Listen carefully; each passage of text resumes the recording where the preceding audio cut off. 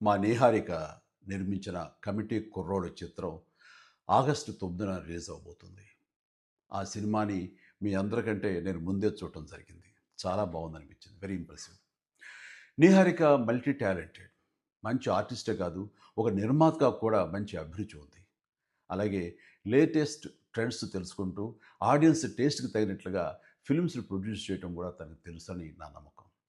అంతకుమించి మన తెలుగు ఆడియన్స్ ఎప్పుడు భాషతో సంబంధం లేకుండా ఫ్రెష్ అండ్ ఎగ్జైటింగ్ కంటెంట్ ఏదొచ్చినా సరే చూసి ఆనందిస్తారు, ఆదరిస్తారు. ఈ సినిమా గోదావరి జిల్లాలోని ఒక పల్లెటూరులో 11 మంది స్నేహితుల మధ్య జరిగే కథ. డైరెక్టర్ యదువంశీకి ఇది మొదటి సినిమా.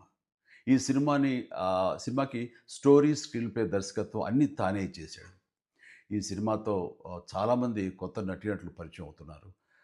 ముఖ్యంగా మెయిన్ లీడ్స్‌గా 11 మంది అబ్బాయిలు, అలాగే నలుగురు అమ్మాయిలు పరిచయం అవుతున్నారు. ఇది పరిశ్రమకి చాలా అవసరం. 'ఎదురులు రాజు'కి కూడా ఇదే మొదటి థియేట్రికల్ ఫిలిం. ఇప్పటికే రిలీజ్ అయిన ఈ చిత్రం విజువల్స్‌కి మంచి పేరొచ్చింది. బాగా ఆదరించారు. అనుదీప్ దేవ్ మ్యూజిక్ డైరెక్టర్‌గా అద్భుత విజయం సాధించిన 'హనుమాన్' చిత్రంలో 2 పాటలు చేశాడని తెలిసింది. ఇప్పుడు ఈ 'కమిటీ కుర్రోడు' చిత్రానికి మొత్తం 11 సాంగ్స్ అందించాడు. అన్నీ చాలా బాగా వచ్చినాయి. ఈ చిత్రం ప్రేక్షకుల్ని అలరిస్తుందని భావిస్తున్నాను.